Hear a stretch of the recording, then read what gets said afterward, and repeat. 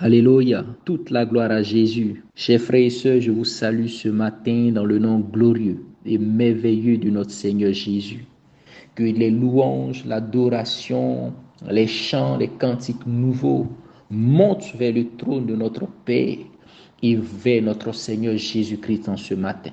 Que l'odeur de notre Seigneur Jésus-Christ soit répandue dans nos maisons et que le parfum du royaume des cieux accompagne chacun partout où il va, dans le nom précieux, glorieux de notre Seigneur Jésus. Et aujourd'hui, le Seigneur me met à cœur un thème qui est celui-là.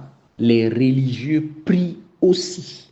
Et le Seigneur nous demande de ne pas prier comme des religieux.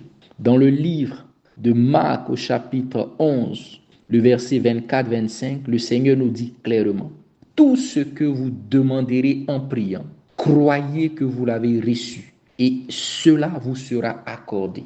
Chers amis, dans le monde entier, dans toutes les religions dans ce monde, dans les sectes, même dans les eaux, partout, les groupuscules qui se réunissent, les sorciers, les féticheurs, toutes ces personnes, toutes ces catégories de personnes prient aussi. Et il y a une grande différence avec les religieux. Les religieux qui pour eux s'adonnent à une religion aussi prient. Ils prient. Et souvent quand ces personnes-là prient, elles prient par contrainte. Quand ces personnes-là prient, elles prient pour remplir ou pour cocher une case. Quand ces personnes-là prient, elles oublient le sujet de précieux pourquoi elles ont prié. Quand elles prient, elles ne s'attendent pas forcément à une réponse parce qu'elles sont en train de remplir une obligation. Et le Seigneur nous dit que les religieux prient aussi. Et quand ils prient, ils parlent. Ils parlent, ils répètent, ils récitent, ils disent des choses. Et dès qu'ils sortent de ce moment de prière, cette prière est derrière eux. Cette prière est oubliée. Cette prière ne demande pas de l'action. Cette prière ne demande pas une attente particulière. Cette prière ne demande pas un état d'esprit qu'il faut garder après la prière parce que c'est un rite religieux. Mais le Seigneur, par contre, nous dit, tout ce que vous allez demander dans la prière, d'abord vous devez croire que vous l'avez reçu et ensuite vous allez voir cela s'accomplir. Chers amis, quand un homme se met à genoux pour prier le Seigneur, quand un homme va dans la présence de Dieu pour adresser des prières au Seigneur, la première des choses que le Seigneur lui demande d'avoir à l'esprit, c'est de croire qu'il a reçu ce pourquoi il est venu prier. Parce que, cher ami, le Seigneur m'a convaincu d'une chose, l'exaucement à une prière ne se fait pas quand on prie, ne se fait pas après la prière. L'exaucement à une prière se fait bien avant même que cet homme commence à prier. Parce que le Seigneur dit, avant même que vous ne me demandiez quoi que ce soit, je sais ce pourquoi vous êtes là. Le Seigneur n'exauce pas un homme quand cet homme se met à prier. Le Seigneur n'exauce pas un homme après sa prière. Le Seigneur exauce l'homme avant même que cet homme n'ait pensé à prier parce qu'il est tout sachant. Il faut simplement la manifestation de l'exaucement à cette prière qui devient matérielle, qui devient visible après que cet homme ait rempli cette obligation. Parce que, cher ami, nous sommes esprits. Tu es esprit, je suis esprit. Et dans le monde invisible, dans le monde spirituel où tout est conçu, tout est manifesté dans le monde invisible.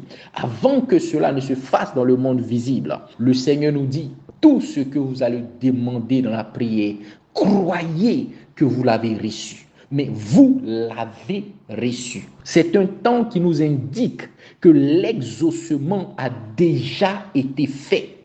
L'exaucement ne se fait pas instantanément quand on prie. L'exaucement a eu lieu bien avant qu'un homme se soit mis à prier. Alléluia. Quelle grande différence avec le religieux.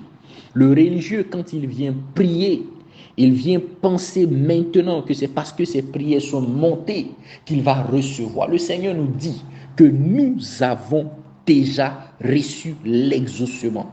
Bien avant même, il faut simplement croire pour voir la manifestation de l'exaucement de cette prière. Chers amis, nous devons garder un état d'esprit.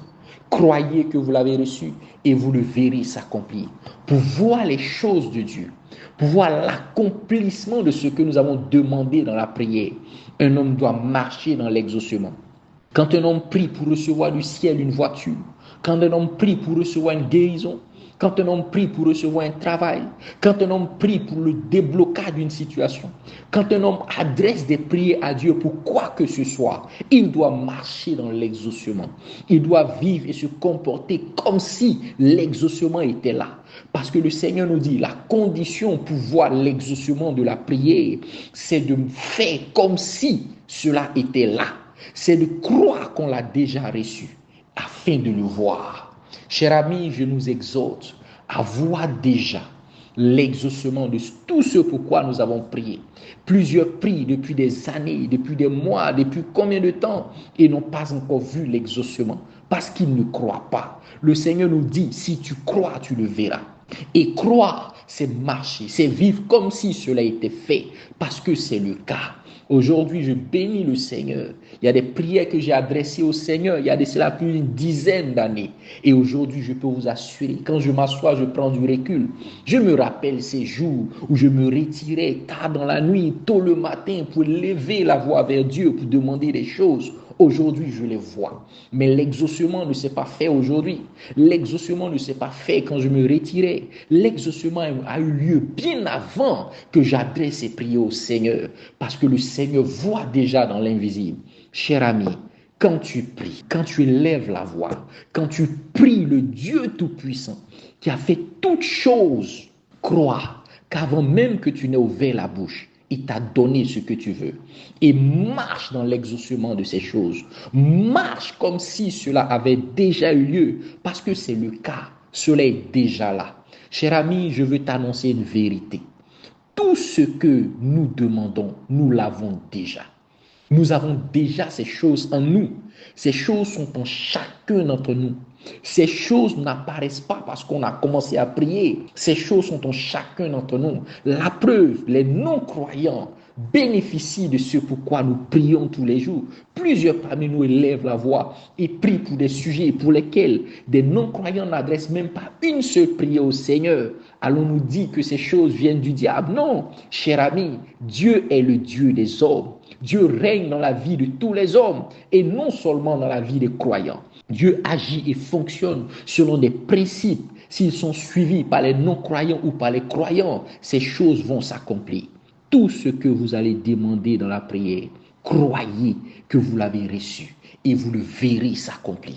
Tout ce pourquoi tu pries, prends soin de les garder, de les noter et prends soin d'adorer le Seigneur parce que tu les as reçus. Si tu pries pour l'élévation, si tu pries pour l'élargissement, si tu pries pour l'abondance, si tu pries pour la guérison, peu importe ce pourquoi tu pries, si tu pries pour la conversion des gens, si tu pries pour un changement radical dans ta vie, marche selon ce principe. Je l'ai déjà reçu et tu verras ces choses s'accomplir. Les religieux prient par contrainte. Nous prions parce que nous savons que notre Père a déjà accompli ces choses. Nous prions pour juste remplir des formalités afin de voir ces choses s'accomplir. Que Dieu soit glorifié et que le Seigneur mette dans le cœur de quelqu'un une révolution concernant la prière. La seule et unique condition qu'il faut remplir pour l'exaucement, c'est de croire que Dieu a déjà fait ce pourquoi on prie.